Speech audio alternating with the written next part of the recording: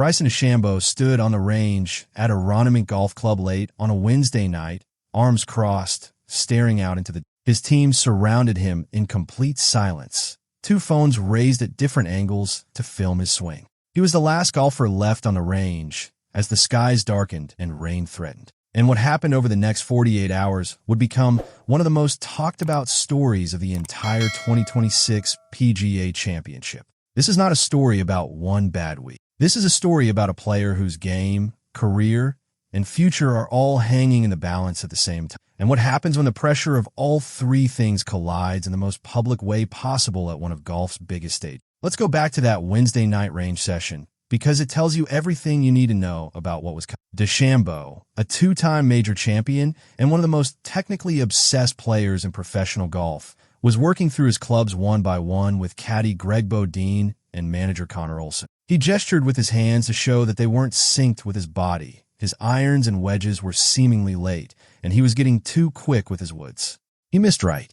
He missed left. He hit a ball or two, sighed and looked at the ground, then looked at the video, then hit a few more, then switched clubs and did the same. No answer seemed to arrive. That's a bad place to be on the eve of a major championship. Left to try and make your way around the championship course with smoke and mirrors until you can conjure up the feeling you have lost with no discernible timetable for its arrival. This is a player who entered the week as one of the betting favorites. A player who had finished inside the top 10 in 6 of his last 8 majors. A player who won the 2024 U.S. Open at Pinehurst in a dramatic duel against Rory McIlroy. A player who finished runner-up at both the 2024 and 2025 PGA Championships.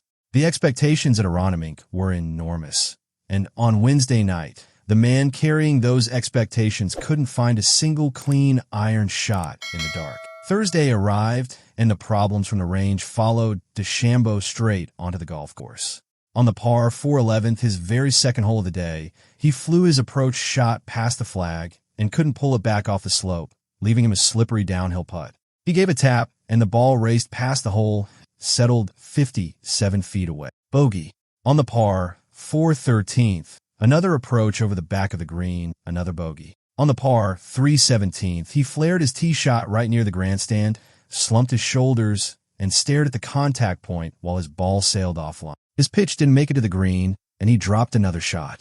He made another bogey at 18 and turned in a 4 over 39, the worst opening 9 of his PGA Championship career. Then came a knockout blow. After a 20-minute wait on the par 3/8 tee box, DeChambeau once again hit a chunky, flared iron shot. His ball landed well short of the green in thick rough. He blasted his second shot over the green. He chunked his first chip from the back collection area and sent his fourth past the flag. He holed the putt coming back, but a double bogey left him at 7 over through 17 holes. He birdied the last to sign for a 76, his worst score relative to par in PGA Championship history. To put into context just how bad that round was, some of the 20 PGA of America Club professionals in the field, players who make their living primarily by teaching and running golf operations, not competing on tour, posted better scores than DeChambeau on Thursday. Those are the facts. As he walked to his signing area, he avoided the media entirely and made a beeline for the range.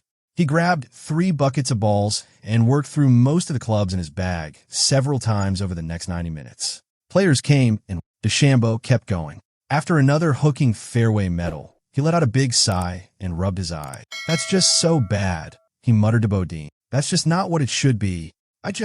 He said with a soft sigh after sending another mid-iron into the cool Pennsylvania air. Finally, 90 minutes, 3 buckets, and seemingly no answers later, DeChambeau grabbed a Sharpie and headed toward the rope line to sign autographs. When asked if he wanted to talk, DeChambeau looked up and offered a strained smile. "No thanks," he said.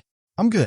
But all the evidence at Aronimink said that nothing was further from the truth. Friday brought a slightly more composed DeChambeau, but the math was already brutal. He shot a 71, which was respectable, but it left him at 7 over par for the tournament, 3 shots outside the cut line of 4 over. He did finish with something to remember. Bryson finished with 3 straight birdies on Friday, and for a few moments you could almost feel fans thinking a miracle comeback was happening. But the damage had already been done. The rally came too late, and even though he managed to limit the bleeding on Friday, it still wasn't enough to save his turn. What happened after the round was actually one of the more human moments of the week. It's unusual for players to start with autographs before signing their. Yet DeChambeau scribbled on everything from gloves to head covers for nearly every one of his young fans who had waited all day to interact with him before disappearing into the scores. It was commendable behavior from someone who had just endured 2 genuinely painful days of. But when he emerged from the scorer's room, there was no press conference, no formal media availability, no answers. His camp had advised him not to conduct any interviews at Aronimink, a decision that had actually been in place since before the tournament began, reportedly to avoid questions surrounding his LIV Golf future. DeChambeau repeated a brief apology to a handful of waiting reporters, got into his Bentley, and drove off into the Philadelphia. It's intriguing for a player so used to controlling his own narrative to leave another disastrous week in a major open to the interpretation of others. Strip away the drama and just look at the numbers, and the picture becomes even more concerning. According to stats analyst Justin Ray, DeChambeau has lost more than 10 strokes on the field around the greens in his last 4 opening major rounds. That is a catastrophic number for a player of his caliber. He is a combined 20 over par for his last 4 opening rounds since his 2024 U.S. Open win at Pinehurst. He has missed 4 cuts in these defining tournaments. Friday marked the first time DeChambeau missed consecutive cuts in major championships since 2017,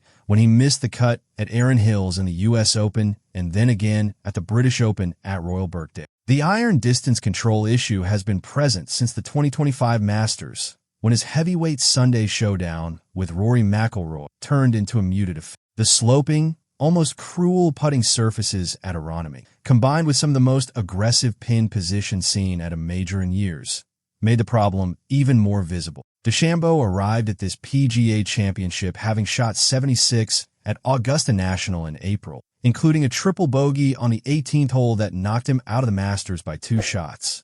That was supposed to be the blip. Aronimink confirmed it might be something deeper. He has also been experimenting with self-made 3D printed irons, which he has been convincing himself are the answer. That is the kind of mid-season equipment experiment that rarely ends well at a major championship, and the results here bore that out. The on-course numbers are one story. The off-course reality is another, and the two are almost impossible to separate right now. A few days after DeChambeau missed the cut at the Masters in April, news broke that Saudi Arabia's public investment fund will be pulling its funding from LIV Golf. The league that DeChambeau had joined, captained a team in, and staked a significant portion of his competitive career on was suddenly facing an existential crisis. "I was completely shocked," he said in an interview the week before the PGA Championship. "I didn't expect it to happen. A couple months before that, it's like, we're here until 2032. We've got financing until 2032. And so I told everybody, and that's what I was told. And then I haven't had any communication. And unfortunately, things are moving on in a different direction." His LIV Golf contract expires at the end of 2026. The PGA Tour's one-time returning member program, which Brooks Koepka used to return to the tour after leaving LIV, had a deadline of February 2nd, 2026 that DeChambeau did not meet. He also appeared unaware during interviews that he could join the DP World Tour at the end of this year as a major champion with an automatic exemption. What he didn't know was his fallback position. "I think, from my perspective, I'd love to grow my YouTube channel 3 times, maybe even more. I would love to. I'd love to do a bunch of dubbing in different languages, giving the world more reason to watch you. And then I'd love to play tournaments that want me," he said. DeChambeau currently has 2.7 million YouTube subscribers and has built a genuine audience outside of traditional golf media. But the pre-tournament optics at Aronimink were not ideal. Days before one of the 4 biggest events in golf, Crushers GC, his LIV team posted a promotional video of DeChambeau attempting a course record at a public golf course. Fans questioned publicly why a major champion was spending preparation time on a public track rather than sharpening the specific skills that majors demand. DeChambeau is not just another player in the field. He is one of the most visible, most followed, and most commercially significant figures in professional golf right now. And because he plays LIV Golf, most fans only see him compete the 4 major championships each year. In 2024 and 2025, those appearances were events, a win, 2 runners-up, consistent. In 2026, those 4 windows have so far produced 2 missed cuts. His competitive visibility is shrinking at exactly the moment his competitive future is most uncertain. Every miscut doesn't just affect the leaderboard. It feeds a narrative. It raises questions about preparation, about LIV courses, and whether they are providing adequate preparation for these grueling weeks at traditional major venues. It raises questions about his mental state under the weight of enormous expectations. It raises questions about what happens to Bryson DeChambeau, the competitor, if LIV Golf dissolves entirely. Missing consecutive cuts at the majors is a first for DeChambeau since 2017, and back then he was a younger, less burdened player still building his reputation. Now, he carries the weight of being called a $500 million free agent, the captain of a team in a league that may not exist in its current form by next, and the holder of 2 U.S. Open titles that feel further away with every poor iron shot. The comparison to 2017 is worth sitting with. That slump ended. He came back, rebuilt his swing, transformed his body, and became the most physically dominant player in professional golf. The question now is whether the issues in 2026 are mechanical, fixable with time and the right adjustments, or whether the combination of uncertainty, preparation concerns, and a mental grind of missed cut pressure is compounding into something harder to solve. The path forward is not mysterious, even if the execution is difficult. The iron game is the most urgent issue.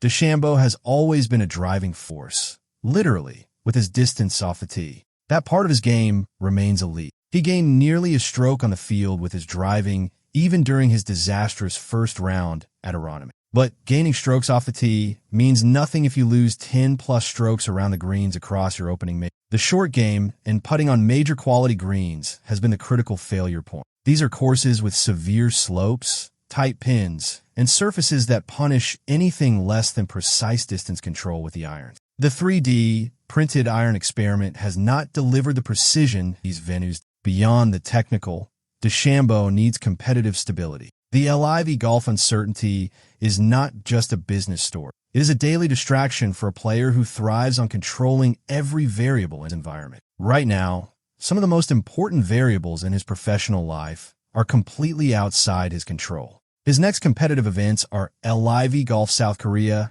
and then LIV Golf Spain, before the U.S. Open at Shinnecock Hills in June. The last time a U.S. Open was held at Shinnecock in 2018, DeChambeau tied for 25th. That course and that tournament are now his next opportunity to answer every question that Aronimink has. He has never missed 3 consecutive major cuts in his career. Avoiding that at Shinnecock is now the immediate target. And for a player of Bryson DeChambeau's talent and history, that should not be the conversation anyone is having in May 2026. But here we are, and the questions are not going away.